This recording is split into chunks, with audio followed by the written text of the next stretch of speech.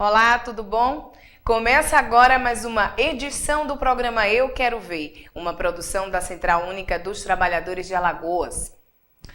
E no programa de hoje nós vamos falar sobre o fim da greve dos trabalhadores da Eletrobras, que durou 5 meses. Nós vamos falar também sobre o Plano Bresser. E quem vai conversar com a nossa equipe é o Nestor Silva Power, ele que é coordenador geral do Sindicato dos Urbanitários de Alagoas.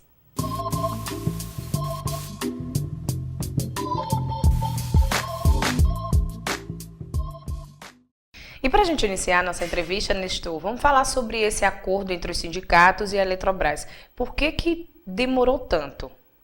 Pois é, Thaís, também deu um prazer aqui, né, para também estar aqui, podendo dar alguns esclarecimentos sobre o que foi essa campanha. Na verdade, foi realmente uma campanha difícil. Nós já imaginávamos esse cenário, né, diante de tudo que vinha acontecendo, que vem acontecendo com o setor elétrico, né, desde setembro de 2011 do ano passado, uma medida provisória, né, posta pelo governo federal em reduzir, né, as tarifas de energia. Nós já imaginávamos que a empresa vinha com esse discurso, né, para exatamente querer reduzir conquista, que esse era o cenário que estava colocado, né, e não avançar no acordo coletivo atual. Nós tínhamos esse cenário a ser trabalhado, né, mas não imaginávamos realmente que chegaríamos onde chegou, né? Depois de 5 meses, né, de tentativa de negociação, a Eletrobras resolveu judicializar todo o processo de campanha salarial. Inclusive com declarações, né, com essa atitude, ela foi contrária a declarações até de ministro mesmo. Tivemos com o ministro de Minas e Energia, e ele disse que não tinha intenção de judicializar o processo. Mas logo em seguida, nós fomos surpreendidos, o movimento sindical como um todo, com esse posicionamento da direção da Eletrobras, né? Mas enfrentamos todo esse processo, né, desgaste tanto emocional, né, para os trabalhadores, como financeiro também para os sindicatos, né? Toda a negociação ela acontece em Brasília, né, e aí a gente tem que estar se deslocando para lá. Você imagine você levar 50 dirigentes sindicais, né, 60, às vezes 70 dirigentes sindicais, né, para reuniões que, quando a gente chega lá, a empresa não apresenta proposta, né? Então, realmente foi muito desgastante essa campanha. Bom, como você disse, né, foi desgastante, mas houve conquistas. Tudo isso foi mantido? Explica aí para a gente. Sim. Nós avaliamos que um ponto fundamental foi exatamente a mobilização dos trabalhadores, que reverteu esse quadro, né, inicial, né, como eu falei inicialmente, é um quadro que a empresa vinha com propostas, né, chegou inclusive formalizar isso para o movimento sindical, proposta de retirar várias conquistas, como mexer nas gratificações de férias, mexer no cálculo de periculosidade. Eles queriam também congelar o ATS, né, porque o ATS é aquele adicional tempo de serviço. A cada ano se tem 1%, né? Entra mais 1%, cada vez que o trabalhador completa um ano, mais um ano de serviço, ele tem 1% de... Tudo isso no final, né, nós conseguimos manter, né, o que tínhamos na nossa pauta anteriormente, né, e avançar em algumas coisas aí, como um ganho real, né? A gente viu também que esse acordo ele teve a duração de 2 anos, né? Isso pode refletir de que forma na vida dos trabalhadores nesses próximos anos? Essa é uma coisa inédita também nesse acordo, né? O nosso acordo ele é anual, né? A prática é anual. Em alguns momentos o próprio movimento sindical defendia, né, a questão de manter algumas cláusulas, né, por mais tempo, e nós discutiríamos anualmente as cláusulas econômicas, né? Mas essa proposta foi colocada na mesa, não foi pelos trabalhadores, mas foi pela Eletrobras, né? E aí, no processo de negociação, já judicializado, inclusive lá no tribunal, o ministro presidente do tribunal, do TST, lá em Brasília, o ministro Carlos Alberto, ele fez uma ponderação, né, de que seria razoável, e nós entendíamos também, e terminou sendo consenso, discutimos muito isso em assembleia, né? E no nosso caso aqui das distribuidoras, né, como é a CEAL, nossa antiga CEAL, agora Eletrobras Distribuição Alagoas, mas nós que somos, nunca perdemos esse vínculo. Então, nós que somos da CEAL, são seis distribuidoras que tem hoje no sistema Eletrobras. Nós avaliamos que foi uma coisa até positiva, né? Porque temos concretamente algumas ameaças aí mais na frente que vai exigir de nós, né? Quando eu falo nós, não somente da direção do sindicato, mas dos trabalhadores em geral, uma discussão muito mais ampla, que é para a manutenção dessas empresas como empresas públicas, que essa é a ameaça que está colocada, né? Recentemente a gente tomou conhecimento de um plano diretor de negócios da Eletrobras, onde coloca o setor de distribuição, né, dando algumas linhas do setor de distribuição, que seria a venda total dos ativos, quer dizer, vender as ações, transformar primeiro as 6 distribuidoras numa holding e posteriormente vender as ações dessa holding para a iniciativa privada. Esse é um ponto preocupante, né? A outra seria vender uma parte do controle acionário, ou seja, ela ficaria com uma parte menor e transferia 51% das ações para o setor privado, que não deixa de ser uma privatização, na linguagem popular a gente costuma dizer que é uma privatização branca, né? Então a gestão passaria a ser privada, né? Então essa é a discussão que vamos ter agora, de agora, já iniciando. A gente quer ainda estamos pensando em fazer um seminário, né, para tratar dessa questão das distribuidoras dentro do Grupo Eletrobras, e é um cenário que ele vai se estender. A previsão da implantação desse plano diretor já é para 2014. Então, nesse cenário, a gente avalia que o acordo por 2 anos, garantindo as conquistas que nós temos hoje, né, garantindo o ganho real, porque ele está garantido tanto para aconteceu o ganho real para 2013, mas está previsto o ganho real também para 2014, abono. Então, a gente avalia que foi uma proposta razoável essa questão dos 2 anos para esse acordo atual. E durante as negociações, a Eletrobras ela ameaçou cortar alguns benefícios. Nestor, explica para o pessoal que está em casa quais foram esses benefícios. Os benefícios que formalmente ela ameaçou, tinha outras coisas, né, previstas, mas formalmente veio mexer na gratificação de férias, né, trazer a gratificação de férias para o mínimo da lei, né, e nós temos uma gratificação de férias dentro do setor elétrico mais avançada, que ela é no mínimo 75% de uma remuneração dos trabalhadores. Então vem essa ameaça de corte, daí a periculosidade, né, em função de uma lei que saiu em dezembro, a 12.740, essa lei ela prevê que o adicional de periculosidade passa a ser incidente apenas no salário base do trabalhador, e hoje até então os cálculos vinham sendo feitos sobre toda a remuneração dos trabalhadores, e essa modificação ela também queria implementar. E aí nós conseguimos, num acordo coletivo, garantir que quem tinha contrato vigente até a data da promulgação da lei, manter nos moldes que estavam anteriormente. Então, isso foi um avanço importante. Mas ela queria, a princípio, tirar. E a questão, como eu já falei anteriormente, a questão do ATS, né, do adicional por tempo de serviço, que essa concretamente eles queriam congelar e falaram em pagar uma indenização, mas queriam, na verdade, acabar com esse benefício, né, conquistado há tanto tempo. E agora é a vez das pautas locais, né? Como você falou, que são pautas nacionais também. Quais serão as principais, né, reivindicações da categoria? O processo de uma campanha salarial ele se inicia exatamente quando a gente faz uma assembleia, que nós chamamos de assembleia para tirada de pauta. Então é aquela pauta que nós vamos apresentar posteriormente para a empresa depois de uma discussão com os trabalhadores e trabalhadoras, né? E na pauta específica, principalmente, né, porque a nacional é uma discussão, como o nome já está dizendo, é uma discussão mais entre as federações, então quanto vai ser o aumento e tal, né? Essas partes mais econômicas estão dentro da nacional.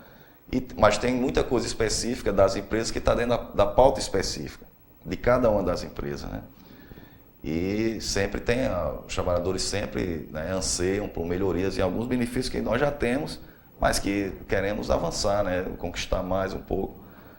E essa discussão, não só esse ano, mas essa discussão já há 2 anos, né, de acordo que nós não estamos tendo a oportunidade de discutir a pauta específica.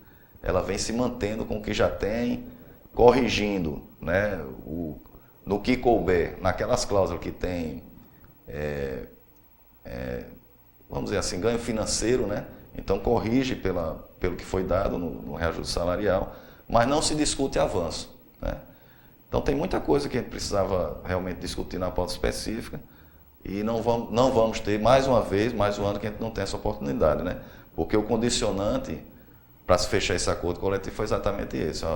A proposta é essa, mas condiciona o fechamento tanto da pauta nacional como da pauta específica.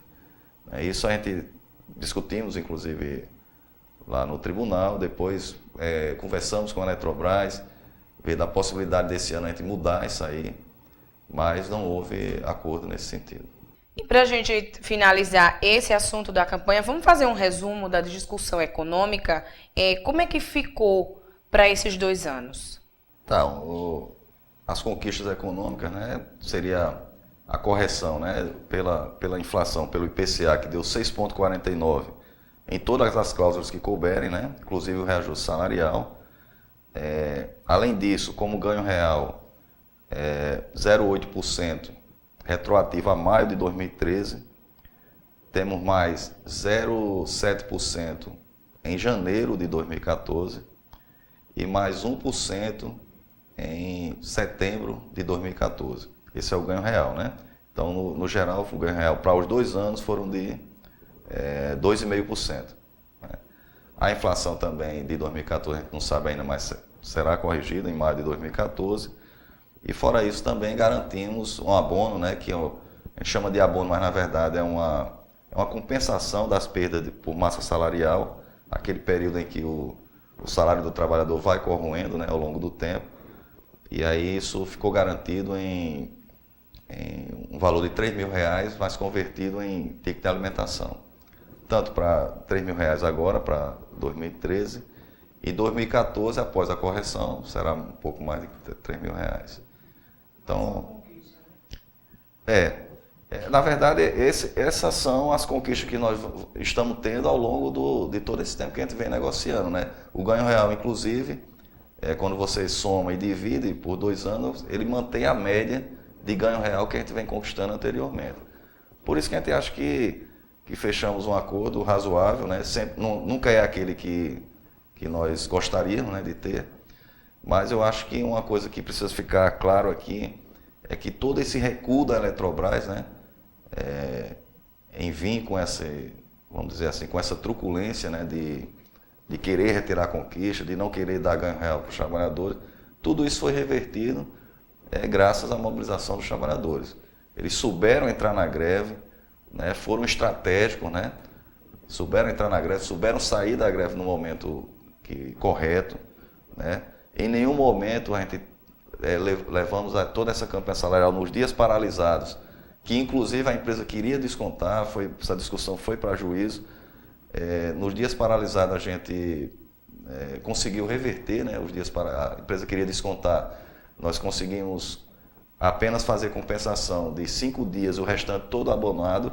Isso é uma prova que a nossa greve foi uma greve de caráter reivindicatório apenas, não depredamos patrimônio público, não prejudicamos, né, a população com alguma falta de energia. Todos os serviços essenciais e emergencial foram feitos. Então isso prova que realmente os trabalhadores estavam querendo apenas serem reconhecidos, né, nesse momento que é o momento que se tem para reconhecer o trabalho, é exatamente na campanha salarial, é hora de reivindicar. Então tá de parabéns, eu queria ressaltar isso aqui. Foram os trabalhadores, né, foram a categoria mobilizada que modificou esse cenário. Infelizmente, a Eletrobras não teve a capacidade de fazer, né, uma interlocução com o governo federal, porque isso poderia ter sido evitado também. Em alguns momentos, inclusive lá no TST, a greve poderia ter acabado mais cedo, né, mas a intransigência, a falta de interlocução com o governo federal, que na hora de decidir quem manda fechar ou não, né? Principalmente na questão relacionada à parte econômica, mas foi a categoria realmente que modificou esse cenário. Então estamos de parabéns. E no próximo bloco nós vamos falar sobre o Plano Bresser. Não saia daí, a gente volta já.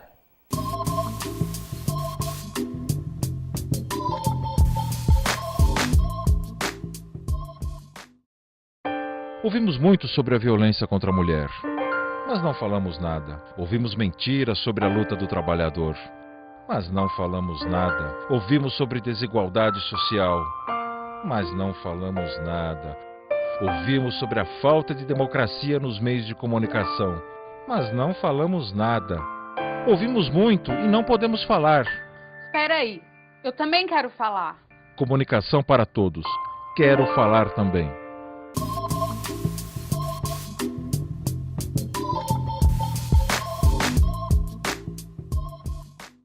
Estamos de volta e dando continuidade à nossa entrevista aqui com o Nestor Silva Power, ele que é coordenador geral do Sindicato dos Urbanitários. E nesse bloco a gente vai falar também sobre o Plano Bresser.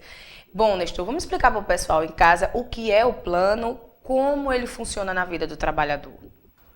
O Plano Bresser, na verdade, ele não é um benefício, né, para os trabalhadores. Ele, na verdade, é uma reposição de salários, que na época isso tem desde 87, né? Então tem mais de 23 anos que estamos lutando por isso. Então é um plano de estilo aquele que corrige o FGTS também, né? Que tem o plano Collor, né? Então o Plano Bresser foi uma diferença de salários não repassado para os trabalhadores. E aí quando nós percebemos, imediatamente, é importante dizer isso, que nem todos os sindicatos no Brasil, né, entraram com essa ação. Nós somos um dos poucos sindicatos que temos essa ação ainda tramitando, né, judicialmente, mas a gente tem tido algum sucesso, né, na área jurídica, mas a gente diz sempre aquela história, a gente ganha, mas não leva. Precisamos chegar no ponto em que a nossa vitória realmente seja completa, né? Por enquanto a gente vem ganhando algumas ações, né, fruto de recursos que a empresa fica impetrando o tempo todo na justiça, e aí estamos com esse tempo todo, né? Os trabalhadores têm reclamado com razão, mas é importante dizer que tem todo um trâmite judicial aí que a gente precisa ter paciência, né, e calma e torcer. A justiça vem fazendo o seu papel, né? E esperamos que um dia a gente possa, como diz a história, botar esse dinheiro, né, no seu devido lugar, que é no bolso dos trabalhadores. Bom, e são mais de 20 anos, né, que os trabalhadores esperam por esses direitos, né, do Plano Bresser. Por que ainda demorou tanto para esse processo ser finalizado? Um dos motivos, nós que já estamos, né, militando no movimento sindical há muito tempo, nós achamos que um dos caminhos viáveis, né, e que poderia ter um resultado final mais rápido seria a via negocial, né, o processo de negociação, né? Nós temos tentado isso com a Casal, até agora a gente não teve sucesso de se abrir um processo de negociação. Na CEAL a gente estamos com o mesmo processo também na CEAL. Nós conseguimos estabelecer um canal de negociação, fora o trâmite jurídico. Nós estamos também conversando, tentando chegar num valor que possamos, fechar um acordo e não esperar mais pela conclusão na parte jurídica. A mesma coisa, esse procedimento nós estamos tentando na Casal. Esse processo na Casal, ele está até um pouco mais avançado, né? Porque tem um percentual em torno de 26%, que na CEAL não foi implantado ainda, mas na Casal já houve implantação no salário desses 26%. Então está mais do que reconhecido, né, que a Casal é devedora desse. Mas tem todo um passivo para trás, até o momento, desde 87 até o momento da implantação, tem todo esse passivo que precisa ser resolvido ainda. E é esse o objeto, né, dos trâmites atuais na Justiça. Bom, e a gente viu também que no último dia 13 aconteceu um julgamento, né, que para a categoria foi bastante positivo. Por quê? Entre outros embargos, né, colocados pela Casal, né, e vamos dizer assim, a Casal é uma empresa do governo. Então, entre outros embargos, esse já é o quarto embargo que se coloca nesse processo. Nós avaliamos que são embargos com a intenção de protelar o processo, né? De fazer com que esse processo demore, mas cada embargo desse, quando você entra com a declaração de embargo e quando se tem uma decisão que vai para um pleno, isso demora um tempo. Então esse é um dos fatores do processo tratão. Infelizmente o Código Processual no Brasil, né, desse jeito, a gente não pode, a Justiça também não pode se negar a aceitar, né, já que está previsto na legislação. Thaís, é por isso que a gente acha que a via negociar é a via mais rápida, né, a via mais rápida.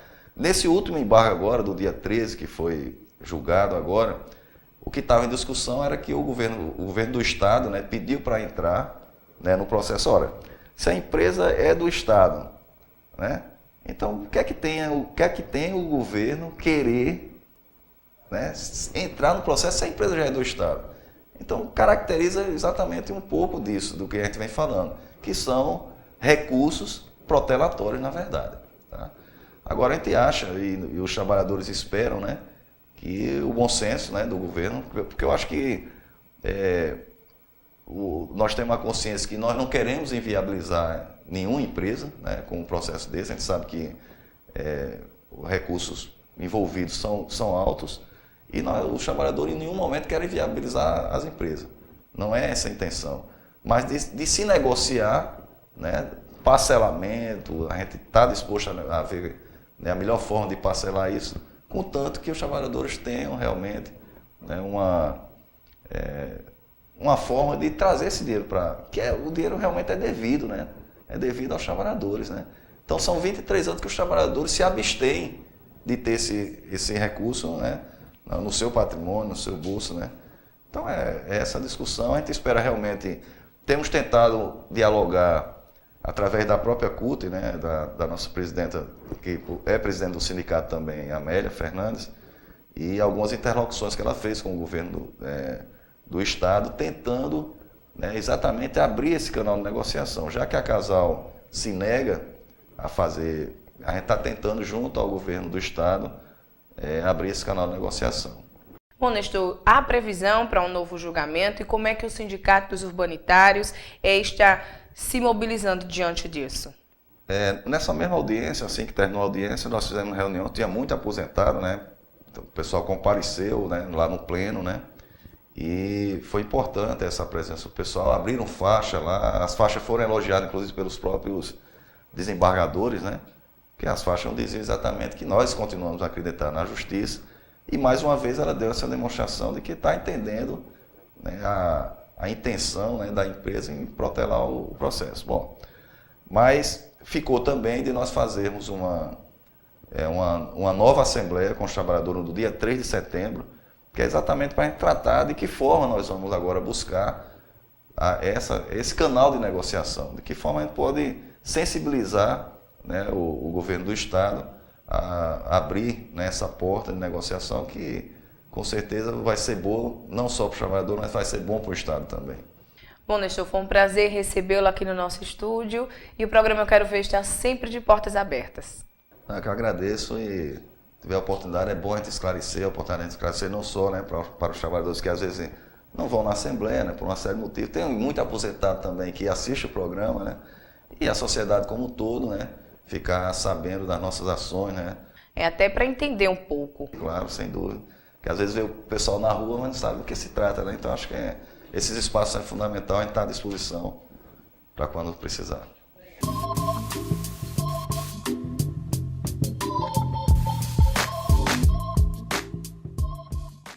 E termina agora mais uma edição do programa Eu Quero Ver, mas se você deseja acompanhar e rever as nossas matérias, acesse o nosso blog euquerovercut.blogspot.com. O nosso Facebook é programa Eu Quero Ver. E se você deseja enviar críticas, sugestões, mande para o nosso e-mail euquerovercut@gmail.com. Muito obrigada pela sua companhia e a gente se encontra.